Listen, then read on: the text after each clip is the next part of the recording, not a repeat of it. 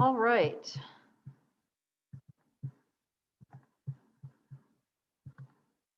Good morning, everyone.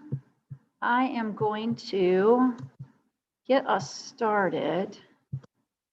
So, good morning. It's good to see you all. If anyone new happens to be watching this, welcome to Westside UU Church. I'm the Reverend Carol Bedeau. My pronouns are she, her, and hers, and I am privileged to serve Westside as minister. So we are moving into a new year. We had our welcoming of the new year last week with Chris Edkins doing our annual Janus service. And today what we're going to be doing is we're going to be learning a little bit more about one of the programs that we have supported for the last few years, especially during the holidays. So some of you know that each year during the holiday season, we pick a couple of organizations and justice or service projects that we support as a community. And in the last couple of years, we have supported a special program that comes out of the Knox County Sheriff's Department, created and run by Samantha Monday, which supports people coming out of incarceration and back into the community in recovery. So Samantha's with us today, and she's going to be talking to us about that. But before we start, we're going to just gather ourselves for time together. So what I want to invite you to do, I'm going to invite the bowl to sound to call us together into sort of this moment and this place. And I'm going to light our chalice. The last week has been a little bumpy, and certainly in the United States. It's been the bumpy first beginning of a year that came after a really, really bumpy last year. And I know a lot of us are feeling a little bit beat up because of the way things have gone. We have a lot of high hopes for the coming year, but as we were just discussing, as we were gathering together, probably it's not going to be an instant quick fix.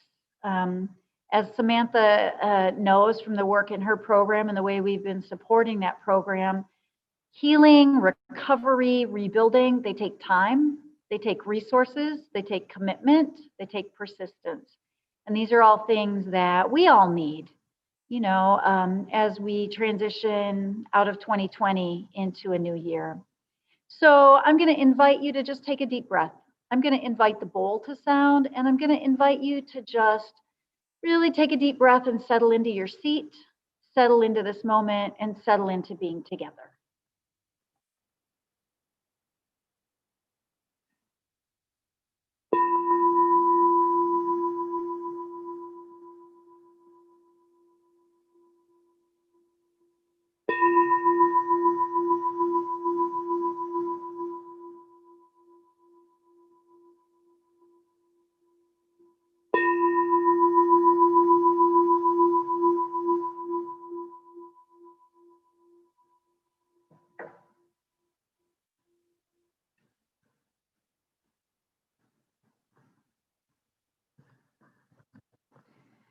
The words for our chalice lighting this morning come from Mark Morrison Reed, who's an African-American UU theologian and historian.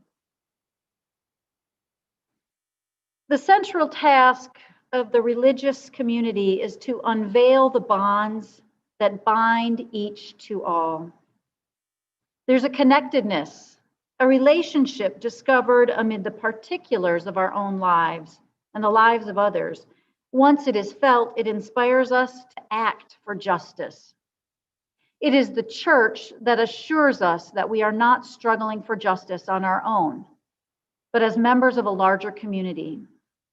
The religious community is essential, for alone our vision is too narrow to see all that must be seen, and our strength too limited to do all that must be done. Together, our vision widens and our strength is renewed.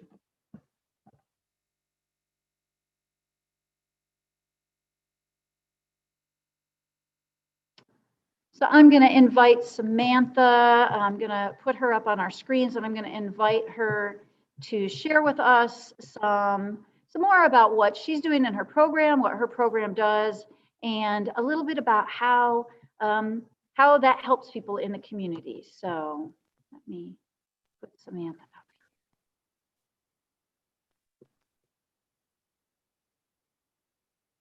Hang on 1 second. We're having a little trouble here. It's not. There we go. Good morning, everybody. First, I just want to say thank you guys for having me back, and thank you for supporting my program. It's made a big difference for my folks. So basically what I do, I'm a licensed alcohol and drug counselor, licensed through the state of Tennessee, and I also have a national license as well. And what I do is work within the criminal justice system. I work within the court system with the judges and the attorneys and the probation officers, anybody involved. And I get referrals from the judges and all those folks. And I go into the jail, that's where my office is. And I go down and I do an alcohol and drug assessment. So I do a biopsychosocial assessment on each one of these individuals.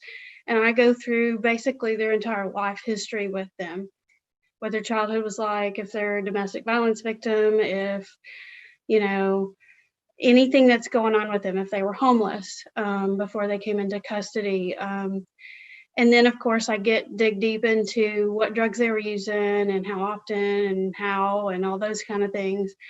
And then I devise a treatment plan that then actually goes into the court system and typically becomes part of their probation.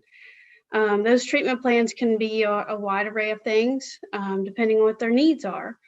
So those can be anything from just going to an intensive outpatient, which is a 9 to 15 hour a week treatment program that they would do like while they're working and those kind of things. It can be just meetings. It can be mental health treatment. More often than not, particularly in the last year with COVID, the folks that I'm seeing are sicker than they have been in the past. Their drug addictions have gotten deeper, for lack of a better term. They're using more things, more dangerous things more frequently. And so I try to get them into treatment. And so those treatments are 28-day programs, or if they're interested in faith-based programs, those can be 9 to 12 months long or longer. And then I also put a lot of folks into sober living. And of course, they've got to have money to get in those places because they've got operation budgets. And so I reach out to folks in the community to help pay those deposits that they need to get in. I also work with probation officers on setting these folks up with jobs. I help them schedule mental health appointments. I get them set up for any kind of medically assisted treatment that they may need, such as Vivitrol.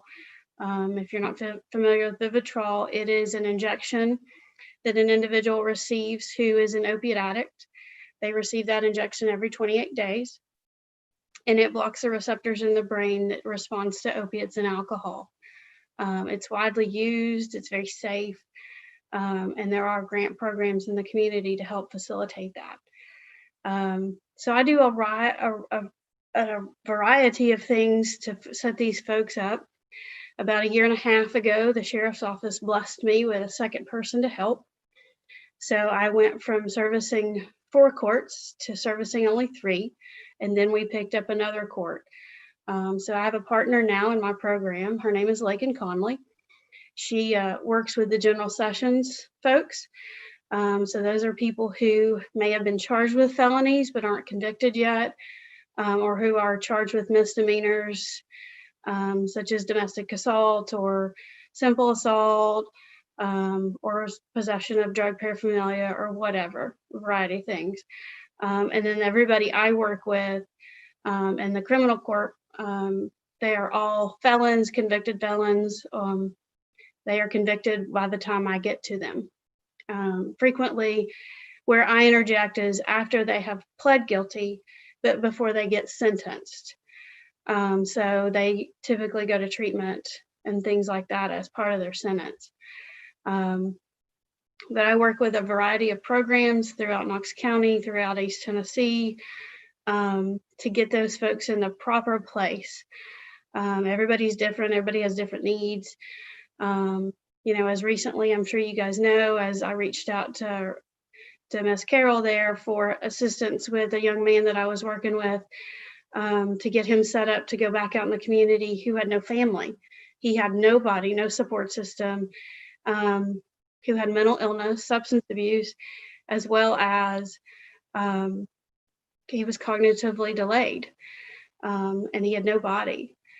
So you guys supported him and were able to provide him with some assistance and help furnish his bedroom so he had a place to go. So that was amazing, and he appreciated that, the staff appreciated that, and I certainly did. It was a big weight off of me to be able to set him up appropriately with the things that he needed. Clothes, as you guys know, is a big part of it. If I have somebody who's in custody who's going to go to a 20-day inpatient facility and they don't have anything but the clothes they came in with into jail, and frequently, if they're going to treatment in the winter and they came into jail in the summer, they came in wearing flip-flops and a tank top and some shorts, they're not going to do very well in December. So having clothes to send them out in is a big deal, because nobody's going to learn very well sitting in a facility and wondering what they're going to wear tomorrow. They don't have any clothes to wear. They're cold. They're miserable. So it does affect their treatment when they don't have the basic necessities that they need. Sending them out with hygiene products so they can just brush their teeth. It sounds very simple to a lot of people, but it's very important to people to be able to set those needs aside and be able to work on their sobriety. Recovery is a giant, long process. It's a long life, process. I run into people all the time who are 5, 10, 20 years clean, but they're still going to meetings because they still have to maintain their sobriety and make sure that they're in check and not letting things get out of hand. So those who are very early in that recovery stage, it's more important for them to be able to have the things they need and work on that sobriety. It's a very long process for some folks, and I try to put everything in place for them to set them up for success. Of course, they've got to do the work. I can't do it for them. So it's an uphill battle every day. They're all starting over. They've all hit the bottom. Some of them haven't, but they will eventually. And, sometimes, like I had recently a very young man who's 36 years old, and I'm sure you guys are familiar with fentanyl from the news. It's probably the most dangerous substance out there. He was a fentanyl addict. I've never said that before about anybody, but this guy is a fentanyl addict, and he is 36 years old and has been using fentanyl since the age of 17. The fact that he's alive is miraculous to me, because that doesn't happen. Usually, fentanyl takes folks out pretty quick with overdose. So he's very lucky.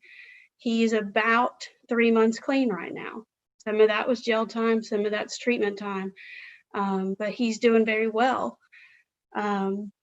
This overdose death rate, I'm sure you guys have seen on the news, is skyrocketing due to COVID. People lose their jobs, people are struggling, they're losing their housing and all those kind of things that are going along with COVID. But for these folks in recovery, it is way worse for them. They don't bounce back. They go back to old coping mechanisms, and they are just struggling. They are struggling bad. And speaking with treatment staff who I speak to on an almost daily basis, they're seeing people with 5 and 10 years clean. Statistically, once you get over the 2-year mark, you're in a better shape to never relapse. So COVID has been a big deal in affecting those in recovery. I've in the overdose death rate, if you didn't hear, in Knox County, increased by at least 30%, if not more. But we ended up with 368 overdose deaths for Knox County alone for 2020. That's over 100 more than the previous year. So we've had more folks die from overdose than we have from COVID deaths in Knox County. It's not being spoken about by anybody except for me, I think. But that's a big problem.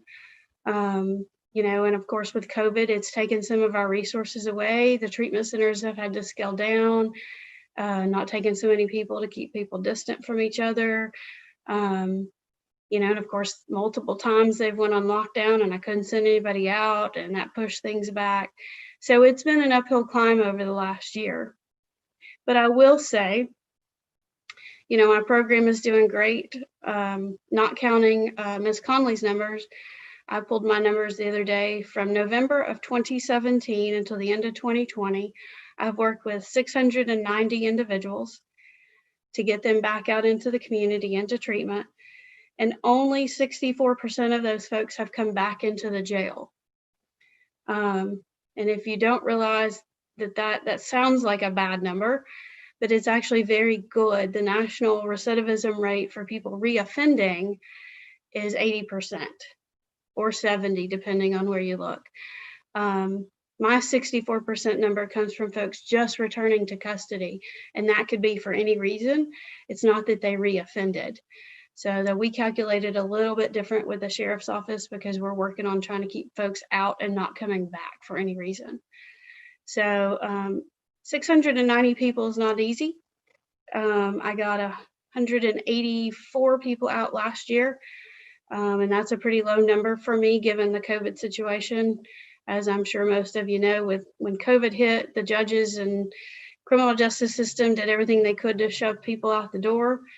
I understood that as somebody who's in there with those folks. COVID was dangerous.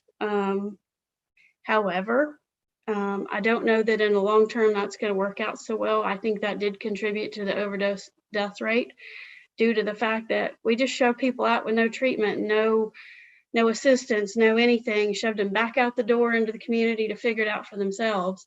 And that didn't really work out. So I'm starting to see those folks come back. They're sicker than they were when they left the first time.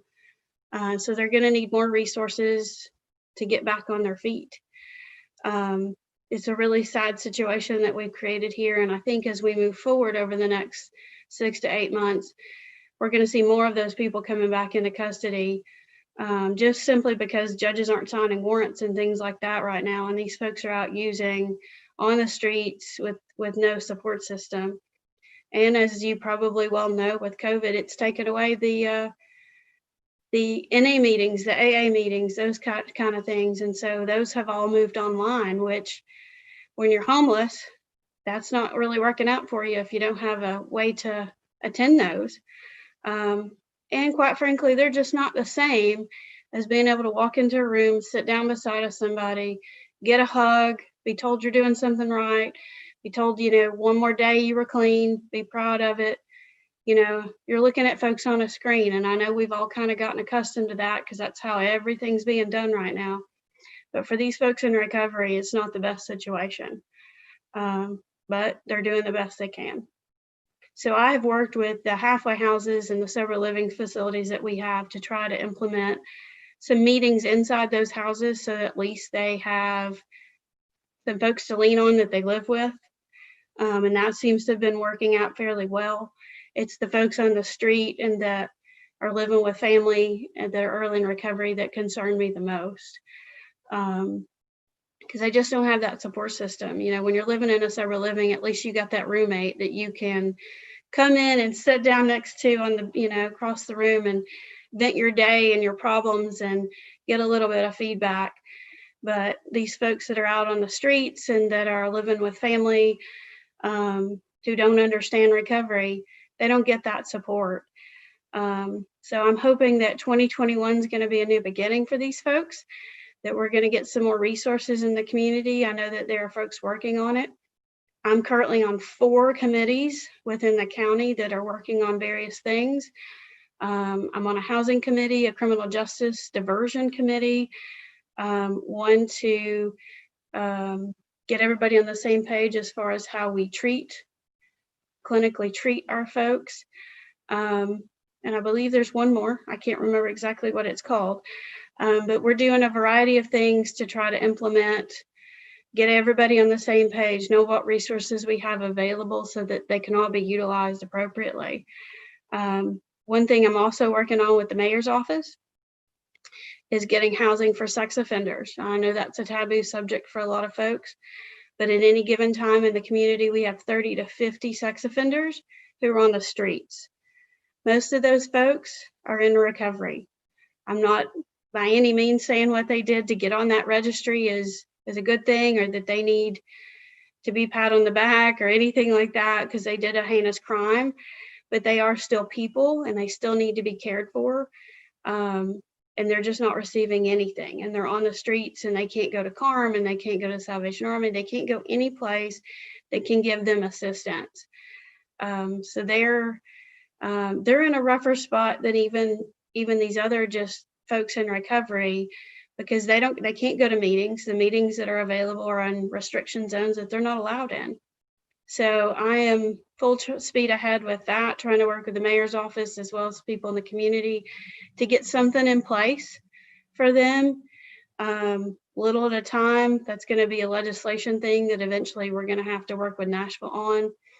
But those folks being on the street, they could be housed somewhere, get a job, and be paying taxes like everybody else and doing the right thing. And I don't know if you guys know a lot about sex offenders, but once they are caught, the likelihood of them reoffending is less than 5%.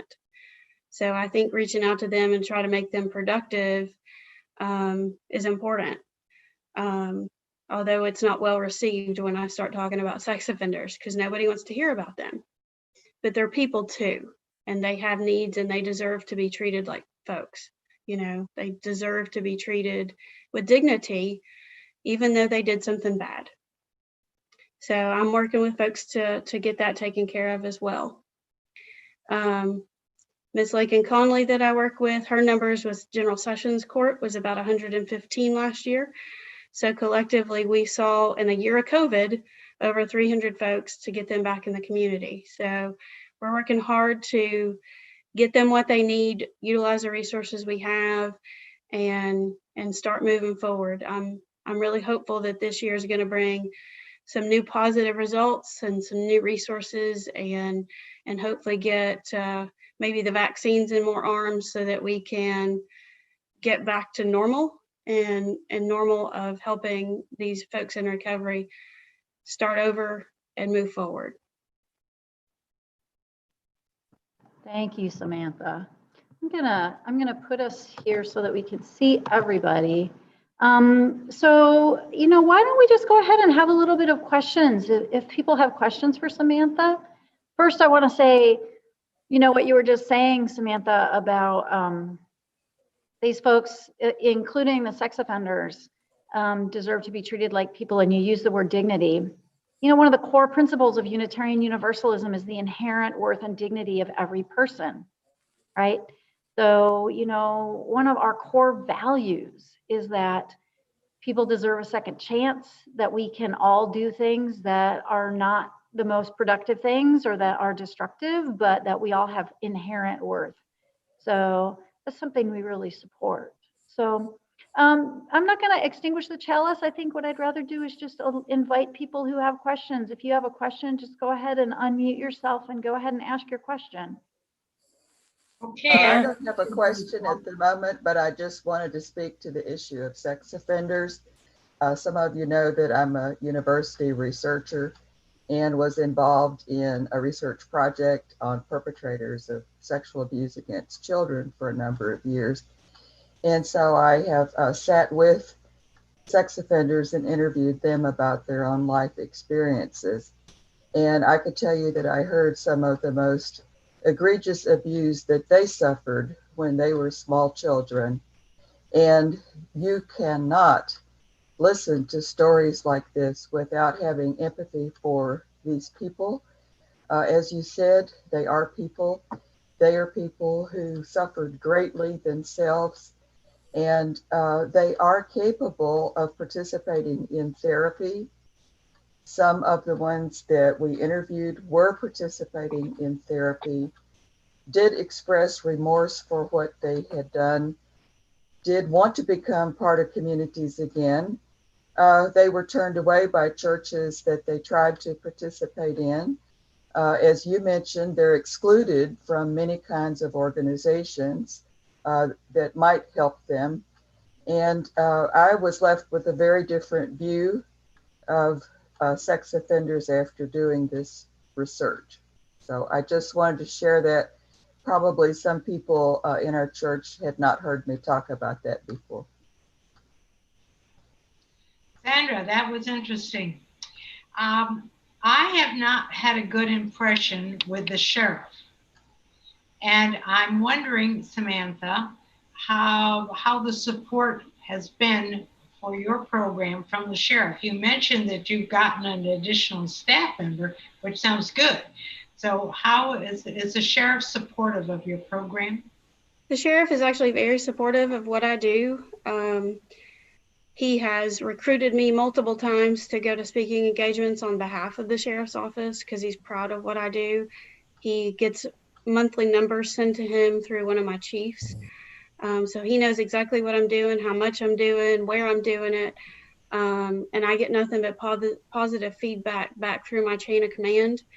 You know, and I have to say that the sheriff, every time he's in the building, if he's anywhere close to me, he makes a point to coming over and acknowledging me and asking how things are going and how the program's going. So yeah, he's very supportive of what's going on.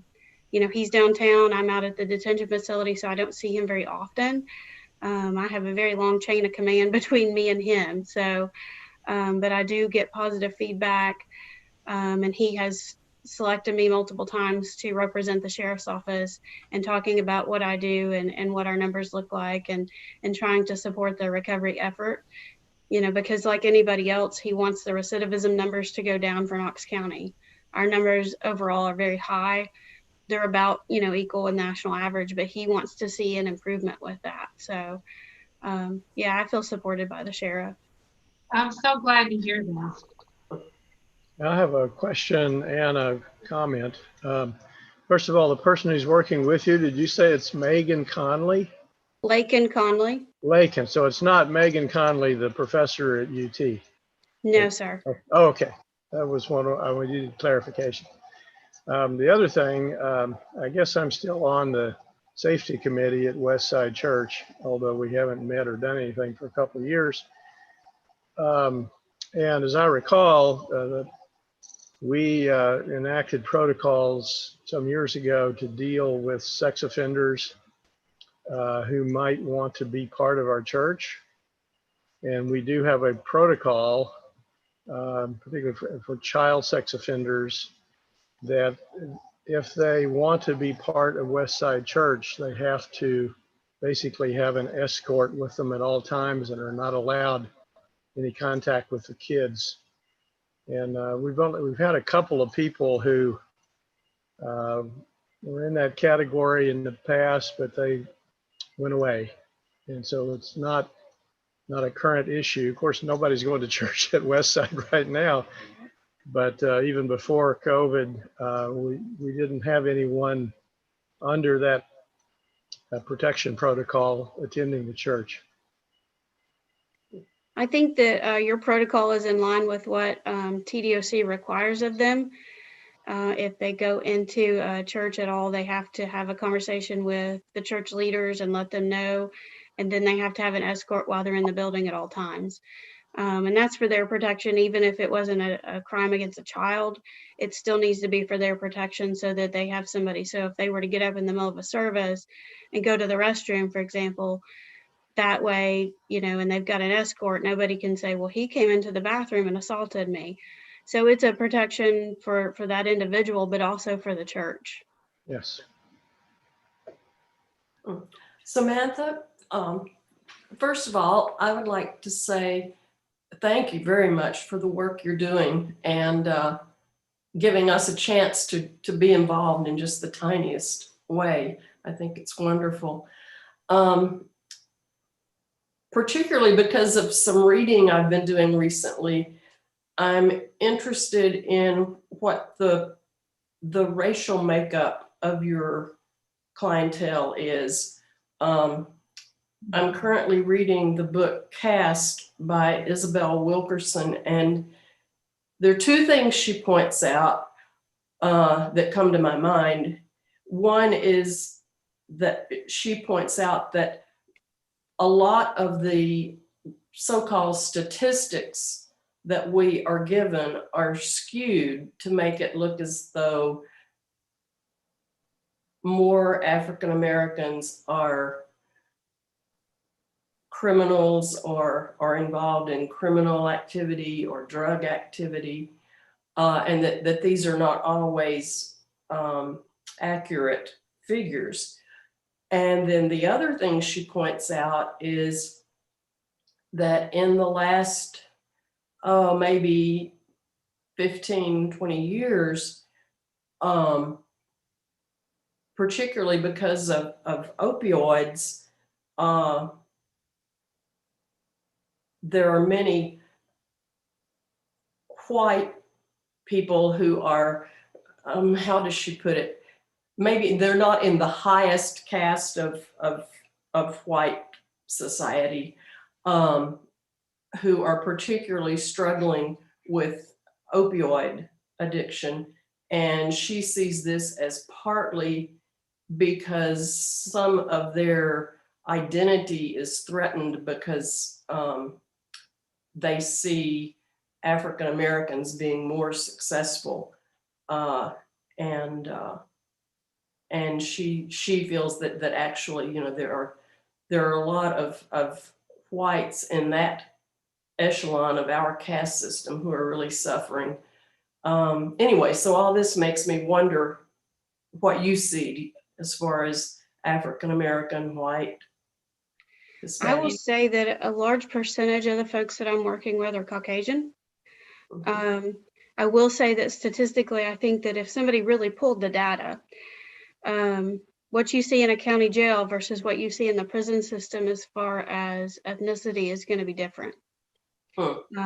I think that what I have read, and I don't know this to be 100% true, I'd have to do some more research into it, but it seems like there are more African Americans who get sent to prison than Caucasian folks. So I think there's a difference in the county jail versus the prison system. And I also think it depends on what part of the country you're in, what you're going to see as well. For example, I've seen some statistics from the Memphis area, and obviously, you know, they have more African Americans in their community than we do. So that number is going to be different there. As far as folks in their socioeconomic status, I would say that, you know, the disease of addiction doesn't discriminate, period. I have worked with folks inside that jail who have some very predominant folks in the community and their family. And I've had to use a lot of discretion to keep them, you know, out of the spotlight, so to speak. But I will say that I work with a lot of folks who were homeless too. So, you know, addiction doesn't discriminate no matter what's going on in your life. But I do think folks who have more resources, you know, they have more options and ultimately don't necessarily end up in the jail system. So I don't know that, you know, because you can go to Cornerstone, for example, it's $30,000 to go through their treatment there. But I can't tell you how many attorneys that I know who have been through that treatment facility. So it doesn't discriminate. I just think that it's a lack of resources for those folks who are homeless and end up in the system.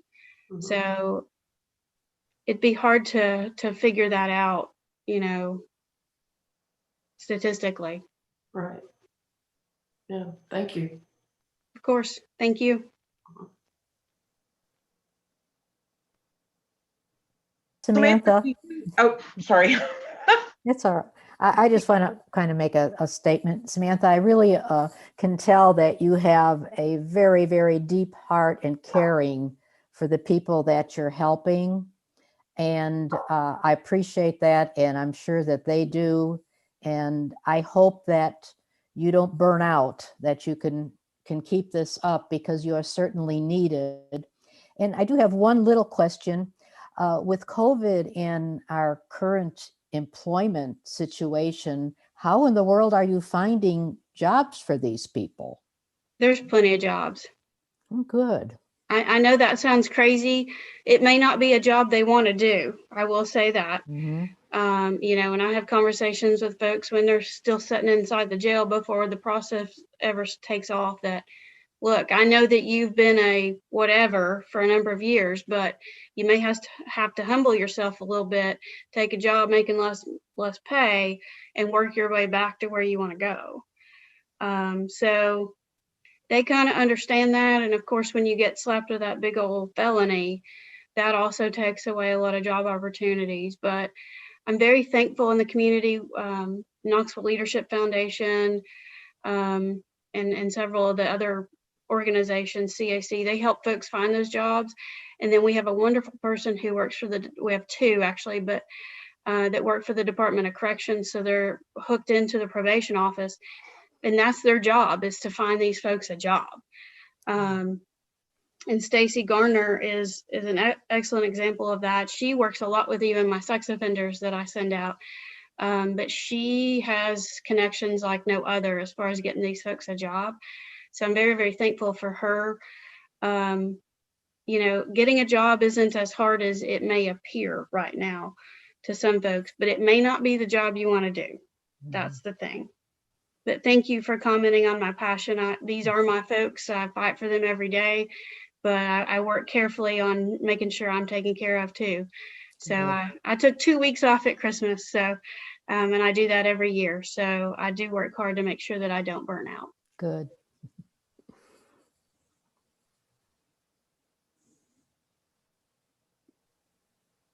Do you work with these folks throughout, or is there a point where you hand off to somebody else, or do they always kind of stay with you throughout their treatment plan? So in theory, on paper, when I hand them back off to probation, they're in probation hands with my treatment plan, and the probation officers will reach out for questions and what is it that you want them to do, or where should I send them for this or that. However, when they all leave the jail, they have a business card of mine, and they can reach out to me at any point in time for resources or guidance. Some of them reach out on a regular basis. Some of them I never hear from again. Like I've got a 3-time combat veteran right now coming up on his 2 years. And I hear from him every time he hits a milestone with his recovery. Those are days that, when I'm in, and he always times it when I'm having a bad day, and I get that text message and it just fires me back up to keep me going. But some of them I hear from regularly, some of them I don't. But I always leave that door open if they need me, or they're having a rough time, or, they feel that impeding relapse, that they can reach out and get some assistance. Thanks. It's good work you're doing. Thank you. Okay, I have a trivia type question. Okay. My husband and I are up there in years, and I have to always be thinking about the fact that we're not always going to be able to maintain in our own living quarters here. And I'm always thinking about what to clean out and get rid of, so that someday when I'm packing it, I got rid of it. I have an awful lot of pairs of fingernail clippers. And I know that at one point we were collecting things for you, like combs and toothbrushes and toothpaste and stuff. At that time, I did have quite a lot of stuff because our dentist is always sending stuff home with us. And I gave you a lot of that kind of thing. But Thank you. if I dropped off a plastic bag of like 6 pairs of nail clippers at the church, would that be something that would be helpful? I could certainly pass those off to one of the sober living houses. It's the mundane things, like you got dismissed and you don't have a comb, Yeah, it's a big deal. I mean, if you think about the things that we use every day, deodorant, toothbrush, toothpaste, and these folks don't always have that. And so it's a big deal for them to be able to have just normal hygiene supplies. Because they have the ability to cut with the nail clippers, I'd have to give them to a sober living house, which I'm happy to do. But I can't put those in a patrol car with an officer just in case somebody decided to use it as a weapon. So that would be a little hard to do, but I could see how they think of everything. Okay. Yeah, they do. All right. I'm always cleaning house. Awesome. We'll take your stuff.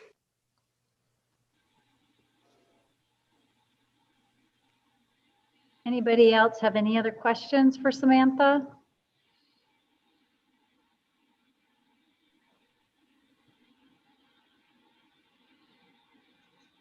Well, I'm going to extinguish our chalice, but first I want to say, Samantha, thank you so much for the work you do in the community.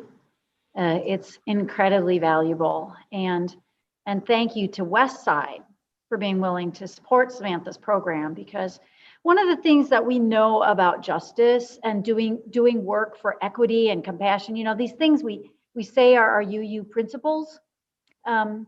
You know, it's easy to think that justice and good work in the world, activism and things like that they need to be big and flashy and showy, but it's really building relationships. And one of the things I appreciate most about the way Samantha works is that she builds relationships. She builds relationships between organizations. She builds relationships with individuals. She focuses on these relationships. And I very much appreciate for Westside that Westside has built a relationship with her and with the program, because that's how we actually learn about our community. And it's how we actually learn and participate in our community in an active way. And the other thing that I think we can all take from this is this message. There have been moments in the last week and in the last year where we have, all of us, I'm pretty sure, had a little bit of a loss of faith in our systems, a loss of faith in our elected officials, a loss of faith in the infrastructure of our world. And what I hear from what Samantha is saying is that even though things are going wrong in some ways, things are going right in other ways. And we can put our attention on the ways things are going right. And we can put our energy towards things that are going right and supporting things that are going right and helping to build those things and make the world a better place. And it seems like in the face of all sorts of big stuff, you know, you can think, well, I can't make a difference. But Samantha's work is proof that one person can make a difference, one relationship at a time. The individual that she spoke about that we helped in the fall, that made a huge difference. And there's a ripple effect. That individual's life was made different by her work and by our willingness to support that person. And that's going to affect other people. So I encourage you all to take from this a little bit of a reminder that one person makes a difference. A bunch of individuals gathered together supporting each other makes a difference. And those relationships have huge ripple effects in the world. So we're going to be moving into just coffee hour conversation. But as I extinguish our chalice, I want you to take that light of community, that passion for justice, the spirit of commitment, the warmth of being gathered together in relationship, and hope. It represents hope. So let's take that all with us as we go into our day.